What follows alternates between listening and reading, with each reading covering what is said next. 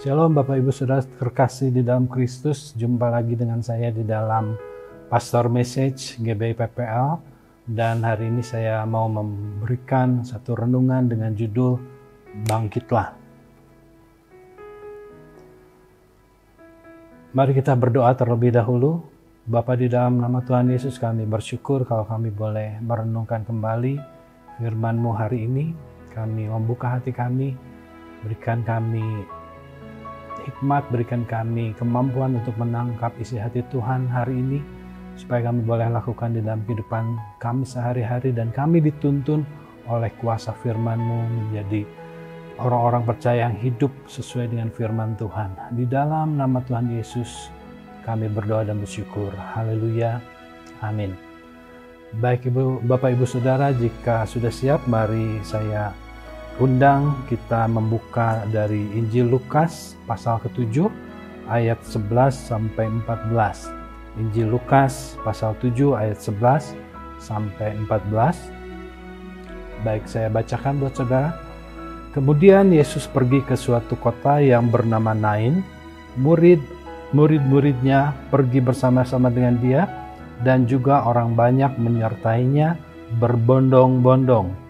Setelah ia dekat pintu gerbang kota, ada orang mati diusung keluar, anak laki-laki, anak tunggal ibunya yang sudah janda, dan banyak orang dari kota itu menyertai janda itu.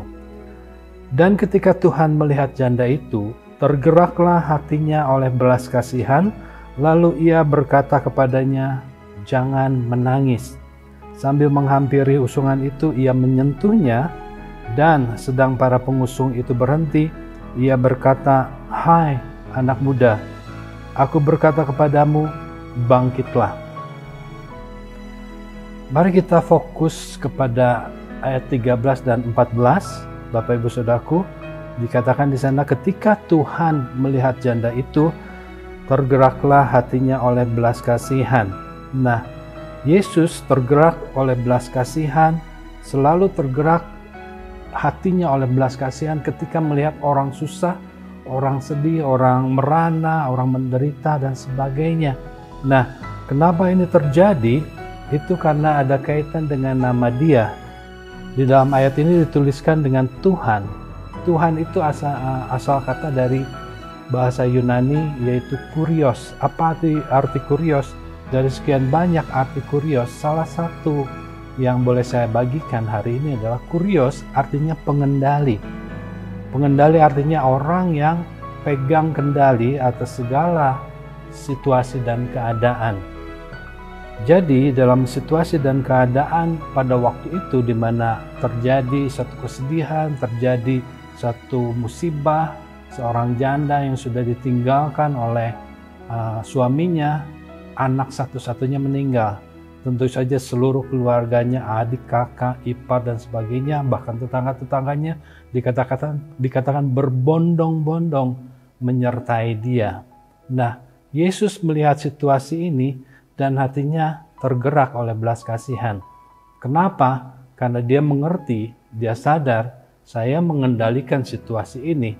Oleh karena itu, dengan dorongan hati yang tergerak, saya mau menolong keluarga ini. Nah, kalau saya kaitkan dengan arti yang berikutnya, kata Tuhan di dalam perjanjian lama dituliskan dengan haya. Haya ini artinya ada 4, saudaraku, yang boleh saya bagikan. Artinya berbelas kasih. Haya artinya Allah yang berbelas kasih. Nah, saya sampaikan dulu kepada saudara, suatu hari Musa diutus oleh Tuhan kepada bangsa Israel yang waktu itu sedang dijajah di tanah Mesir. Kemudian Musa bertanya, nanti kalau orang atau bangsaku tanya, siapa Tuhan yang menyuruh aku? Dan pada waktu itu Tuhan menjawab, kalau bangsa itu menanyakan kepada kamu, siapa yang mengutus kamu? Bilanglah, aku adalah aku yang mengutus aku kepada kamu. Nah, aku adalah aku, seperti tadi saya katakan, bahasa aslinya adalah haya. Haya itu adalah Allah yang berbelas kasih. 1, 2, Allah yang menolong. 3, Allah yang menggenapi janji, dan Allah yang menyelesaikan segala sesuatu. Bapak Ibu Saudaraku, di dalam peristiwa di gerbang kota ini, Yesus menyadari satu hal, bahwa ketika dia menjadi pengendali pada waktu itu, dia menyandang nama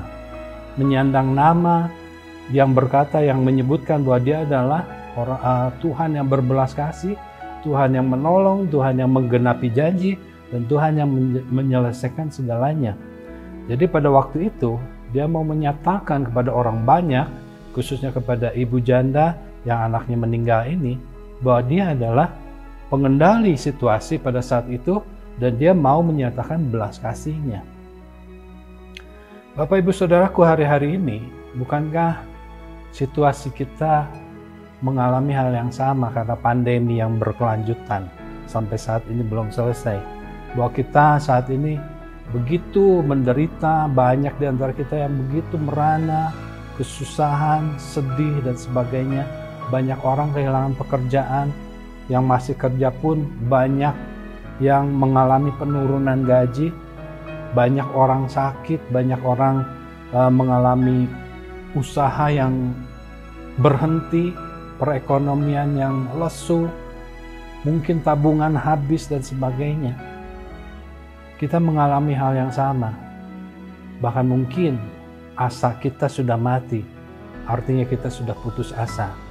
Bapak Ibu Saudaraku, firman Tuhan mengajarkan pada kita hari ini, Dia Allah yang sama, yang datang di situasi ibu janda yang kehilangan anaknya.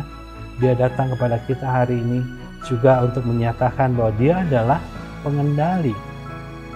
Percayalah bahwa Dia melihat situasi kita.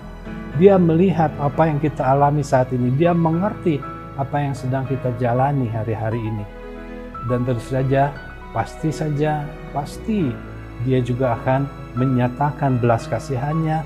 Dia akan menolong, Dia akan menggenapi janjinya, dan Dia akan menyelesaikan segala sesuatunya bagi kita.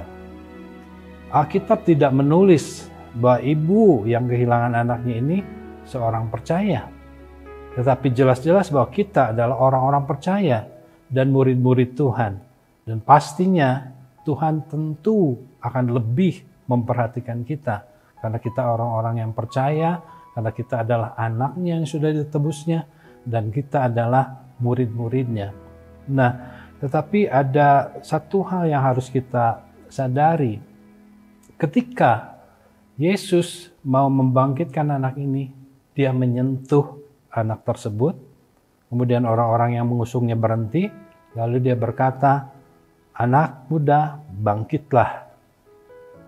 Bapak Ibu Saudaraku, hari ini buka hatimu untuk disentuh oleh Tuhan, disentuh oleh tangan kasih-Nya, disentuh oleh kuasa-Nya, dan Tuhan memerintahkan hal yang sama, bangkitlah. Apa arti bangkitlah? Bangkitlah itu berasal dari kata Yunani yang berbunyi egeiro. Egeiro artinya mempunyai dua arti. Yang pertama, bangun. Bangun itu seperti awake, terjaga dari tidur, bangun. Nah, hari-hari ini karena situasi pandemi membuat kita terlena mungkin di dalam keputusasaan. Bangun, terjagalah, sadarlah, dan mulai bangkitkan kembali asa kita. Mungkin hari-hari ini karena situasi kita sudah mulai malas berdoa, malas beribadah. Bangkitkan kembali, terjaga bahwa ibadah itu penting, bahwa berdoa itu penting, bawa hati kita untuk berharap kepada Tuhan di dalam doa-doa kita.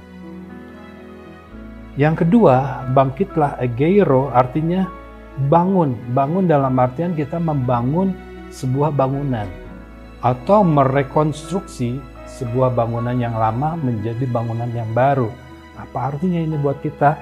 Artinya saudaraku, mari kehidupan kita yang sudah rusak hari-hari ini, kita bangun kembali. Mulai kita merekonstruksi, membangun ulang segala rencana di dalam kehidupan kita.